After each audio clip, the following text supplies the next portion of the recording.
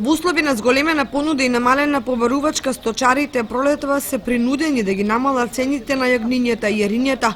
Денеска на пазарот во Блешево цената на јагнињата се движеше од 130 до 140 денари за килограм жива мера. Спротивно на западноевропските пазари, малку поевтини се јарињата кои се нудеа од 110 до 120 денари за килограм жива мера.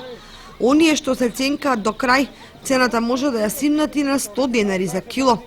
На таквите движења на цените на добиточниот пазар реагираат сточарите. Јарето сега моментално 100 динара, 110, повеќе 110 динара не дават на јаре. Тоа е ефтино. Да, ефтино. Млекото исто ефтино. Иако започнал да чува кози, сега сака да се преориентира на овци, но му треба помош од државата. Јас овци немам, а кози чувам 20. Само се многу монати, многу и фаќа болест.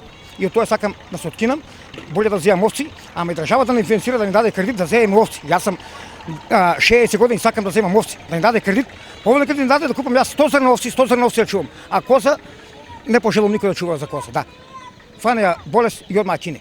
Ако не се субвенциите што ги дава државата, сточарството ќе пропадне. Ако не субвенциите, ни еден нема да чува ни коза, ни овца. Нема да има ништо да постои тоа, да. Ни коза, ни овца. Значи субвенциите се само субвенции ќе ги дават. Да.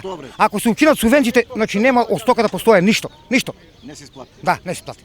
Телињата да имат, телињата може да имат сметка, уни има повеќе пари, него козите и овците. Тоа ако се укинат субвенциите, значи нема од тоа да постои ништо.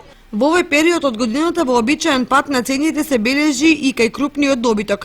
За тие што предност му даваат на пилешкото месо, на пазарот се нудеа неколку дневни пилиња за товење и тоа по цена од 15 до 30 денари.